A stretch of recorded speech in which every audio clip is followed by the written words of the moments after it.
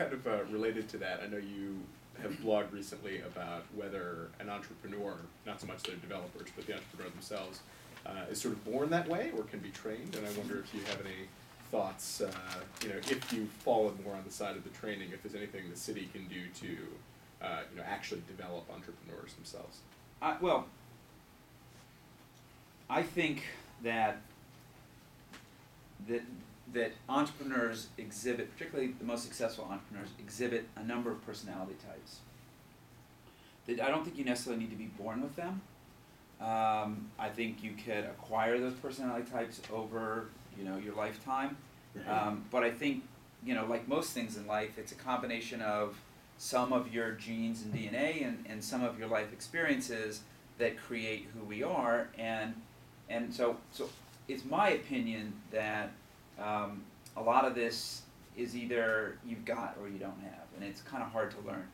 So my feeling is it's hard to teach somebody to be an entrepreneur, but I think it's very helpful to teach somebody who has entrepreneurial tendencies how to be a great entrepreneur.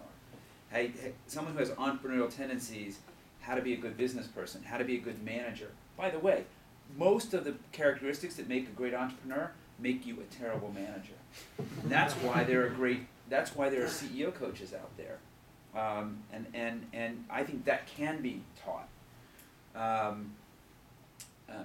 work with an entrepreneur who's really very good, and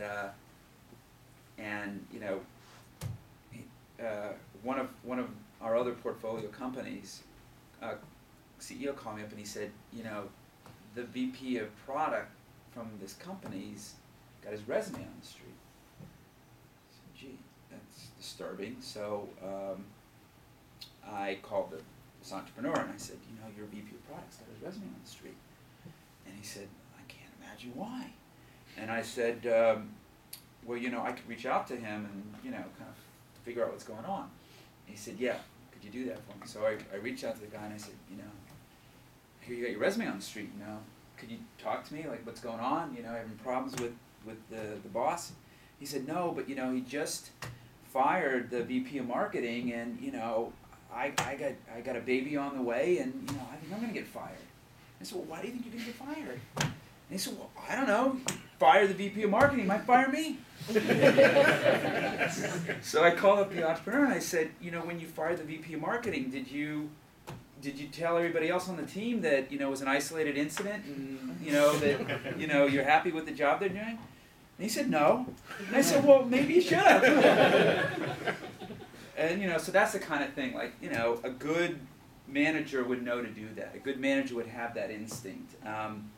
But a lot of entrepreneurs don't have that instinct. But that's the kind of thing you can learn. Like, and it happens to you a couple of times and then you figure it out. But some of the things that I think great entrepreneurs exhibit, the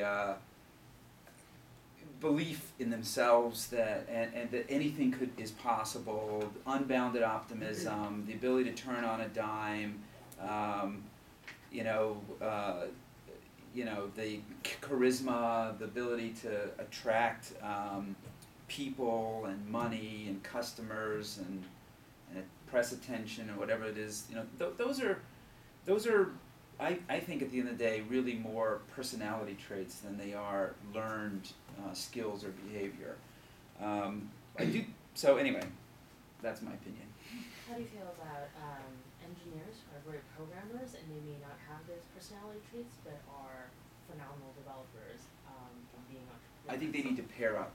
Like that's the key. Like so, the perfect team in my mind is sort of a charismatic founder who's also really a great product person who can, like the Etsy founder Rob Kalin, who can imagine what the product needs to be, and a couple of great developers. And it's amazing what 3 people like that can do.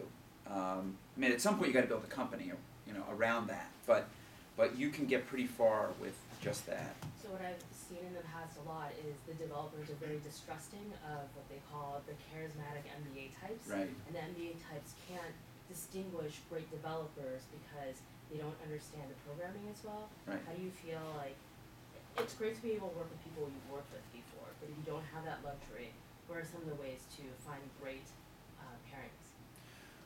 Now that is a phenomenal opportunity, right? Which is to come up with some way to, and the best place this happens is down at the University of Pennsylvania. They have this M&D program, which is like an engineering program and an MBA, and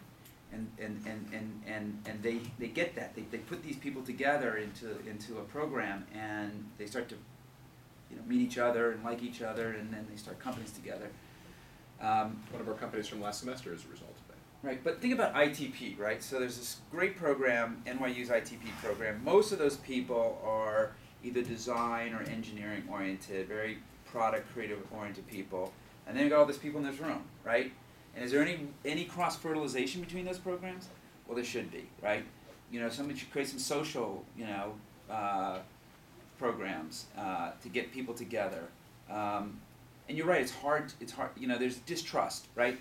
So very costly too, because I feel like MBAs have often hired programmers, and right. you can describe what you want, and you get the interface that does what you want. The moment you want to change it, that is extraordinarily difficult. Right. I think here's the essence of the problem. I had this conversation with the CEO of one of our companies a couple months ago when I gave him his review, and he had a lot of turnover in his engineering organization. And I said to him, and he's a business type person, right? He wakes up in the morning thinking about sales, thinking about revenue, thinking about costs, thinking about making money. And I said to him, the people who write the software, how much interaction do you have with them? He said, well, my VP engineering hires that. And I said, how much time do you spend in the product? Well, my product person handles it. And I said, you know what? That's a mistake. You're signaling to that side of the organization you don't care about them, and what they're building, right? And you just outsource that to your VP of product and your VP of engineering. And that's the thing that I would say is like, there's nothing wrong with being the business person, but you got to care about the product. You got to care about what they're building, and you got to care about their work. The Etsy engineering organization just started a blog called Code as Craft, right? And the whole thing is like writing code as a craft, and they care about their craft, right? And so I think that's the thing that you as the business person need to figure out how to do, which is respect their work, care about their work, care about the product, and engage in it. And then I think you'll earn their trust. And look, working with software developers can be maddening. They're know-it-alls. They're stubborn. They don't want to listen. But